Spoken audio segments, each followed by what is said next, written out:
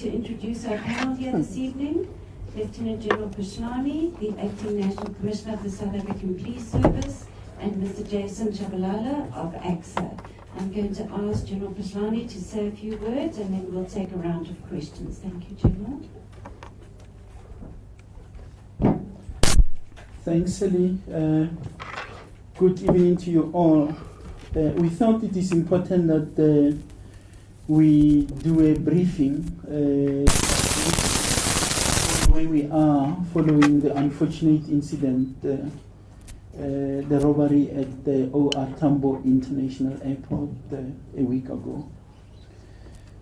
The South African Police Service is pleased to report progress on the significant breakthrough in the highly organized OR Tambo International Airport heist, which took place on Tuesday, the 7th of March, 2017. We firstly want to use this opportunity to commend and express our appreciation to the multidisciplinary team of the South African Police Service and the Hawks, including the relevant stakeholders who have been instrumental in ensuring a thorough investigation following the heist or robbery last week. The hard work and dedication of the team has resulted in the gathering of intelligence and the subsequent arrest and questioning of suspects allegedly involved in the commission of this crime. Our people and the nation were justified in their outcry and the condemnation of the security breaches which manifested themselves at OR International Airport, which happens to be a national key point.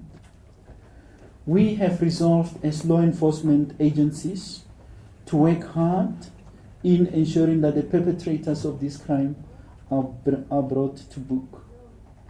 Within a week of investigations and interviewing of people of interest pertaining to this case, we can confirm that 4 people have been taken in for questioning, of which 2 appeared in the Kempton Park Magistrate Court today in connection with the heist. 2 people are currently being questioned. It is regrettable that one of our own members is among the 2. This confirms our version of not ruling out the possibility of collusion and or an inside job. As the South African Police Service, we would like to reiterate our stance that if we found that any of our members had a role to play, we will take decisive action. Our investigations continue and further court appearances and arrests are likely to be made. The South African Police Service would like to reassure all South Africans that we are committed to securing our ports of entry and preventing and combating serious crimes of this nature. Maybe just in addition to this brief, in relation to the 14 bodies that were found on the 5th and the 6th of March 2017 in the vicinity of a railway line in Benoni, we have also made a significant breakthrough with the arrest of 4 people.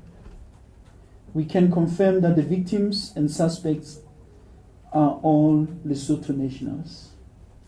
One of the suspects was arrested in South Africa and 3 others in Lesotho.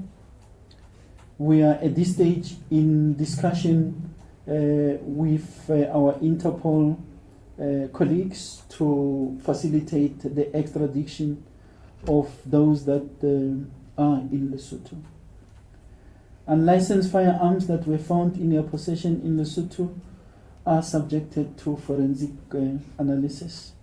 We would like to encourage anyone with information on any of these matters or any crime committed for that matter to come to the to come forward and assist the South African Police Service in bringing the perpetrators of these crimes to book. I thank you. Thank you very much, General. We'll take a round of questions here and then a round in Cape Town. I know there must be many questions, but please remember these are investigations still In progress, if you can identify yourself in the media house.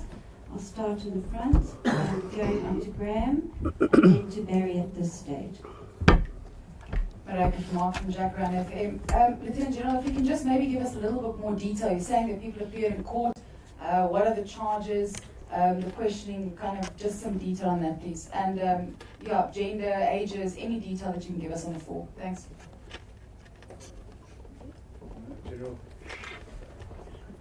General Graham Huskin from the Times Media Group. In terms of the arrests for the airport heist, the policeman who was arrested, can you give details on him or her, his position, where they were working? And then also on this bogus police vehicle that was seized last week, you made mention that it was in fact a bogus vehicle. Can you say, was it a direct clone of another police vehicle? And if so, from which station or unit was that vehicle? Thank you. Thank you, Barry. Good evening, General. Barry Bateman, Eyewitness News.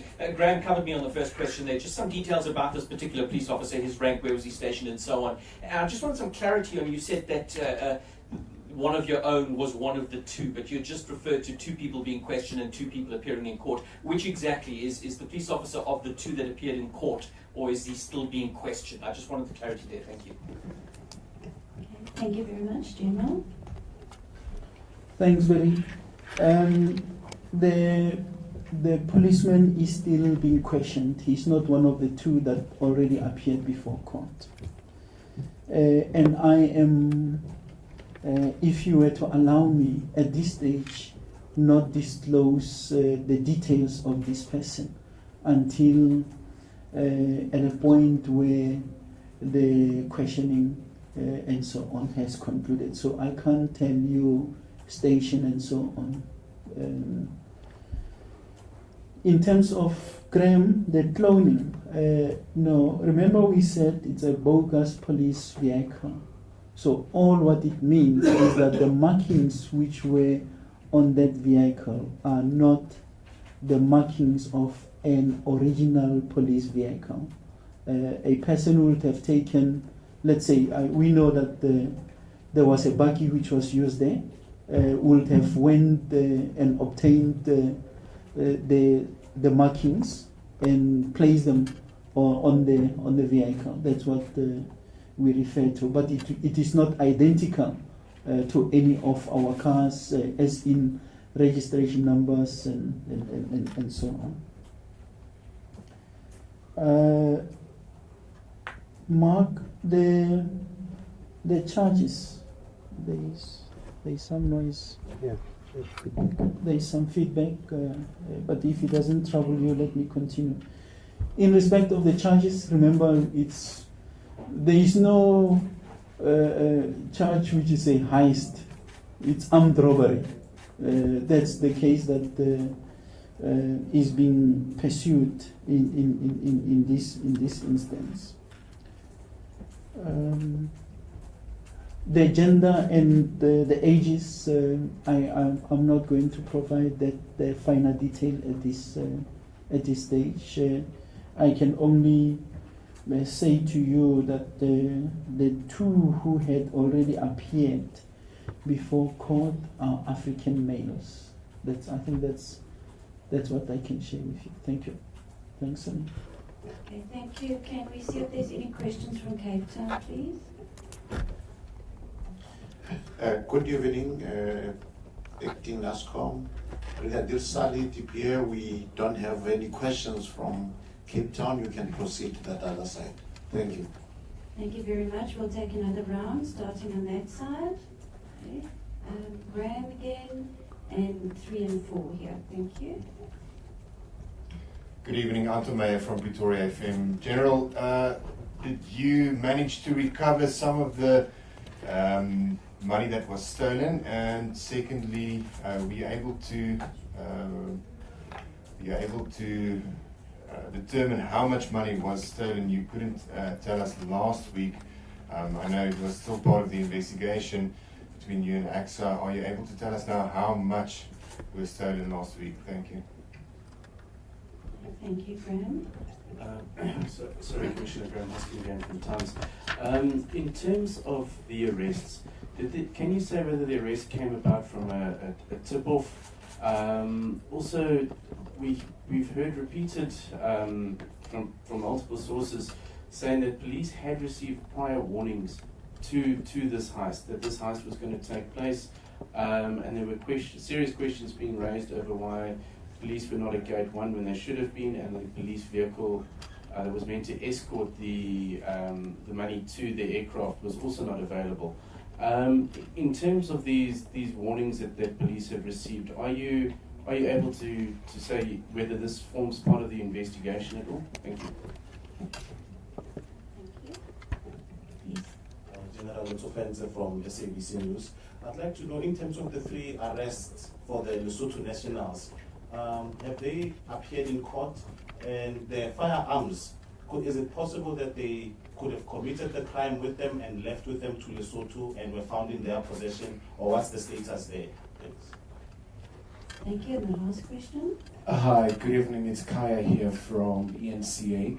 Maybe just a bit of clarity once again, Lieutenant General, just in terms of the SABC members that have been, taken in for questioning or been arrested in essence. How many of them, once again, is it 1 or 2?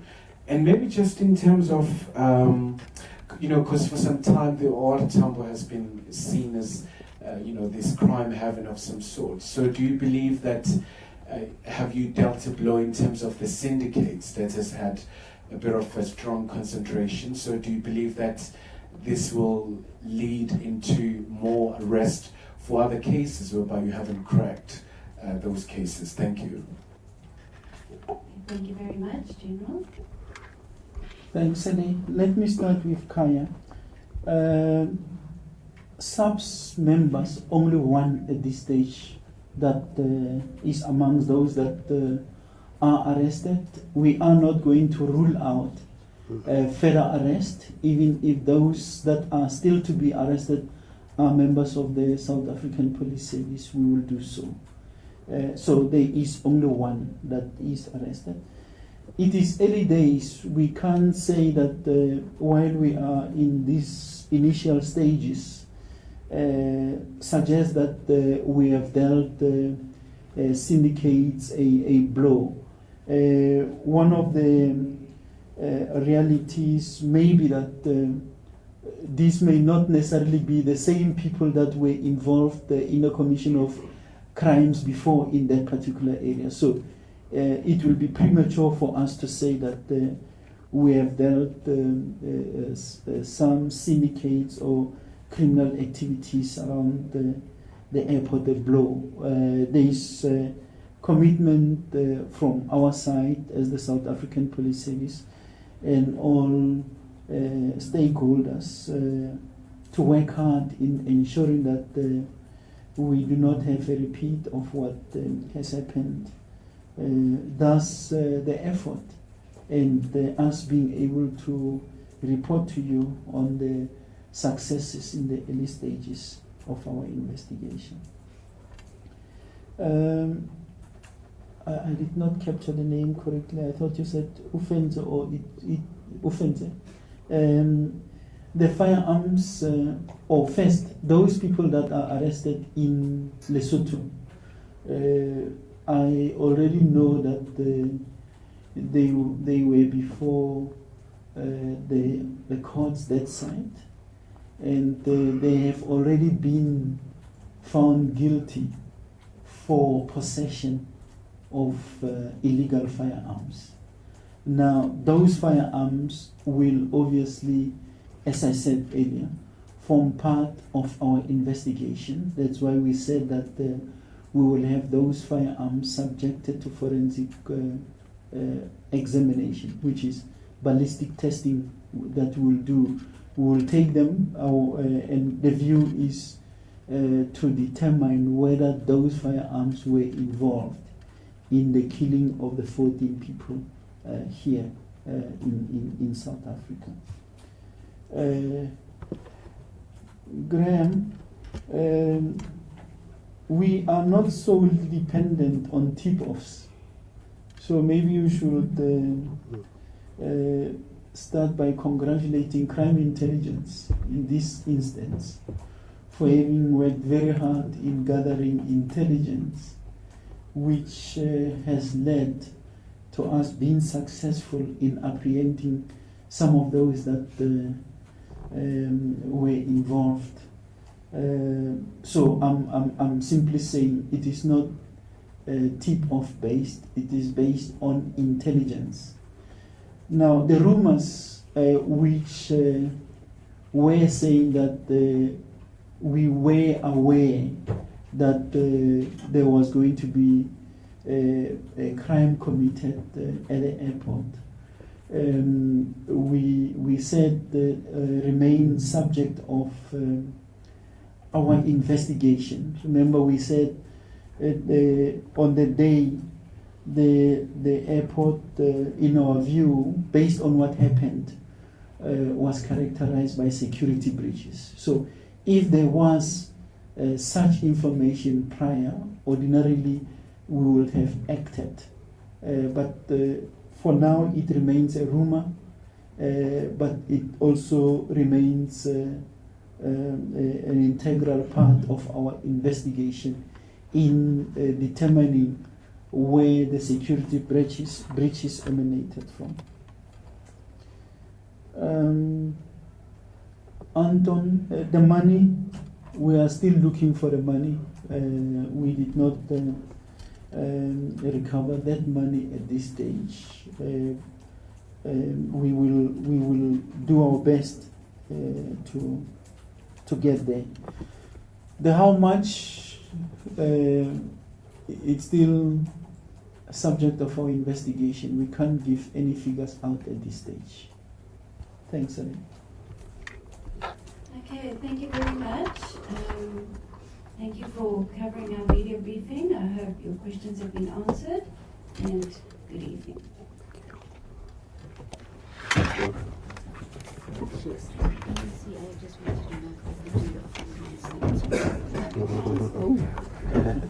We'll try our best.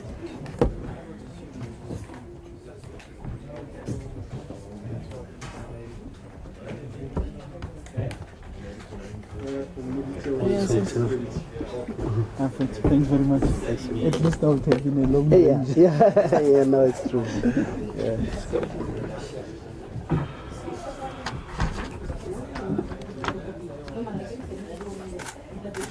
Hi, Commissioner. Yes, sir. How are you, sir? I'm good, I'm good. Very well, thank you. Thanks, Sorry, thanks. can I just see you for 2 minutes? Yeah. So spot on today. Kaya, well done. Okay. Can I quickly have a situation? Oh, okay. Can I I'll just- come.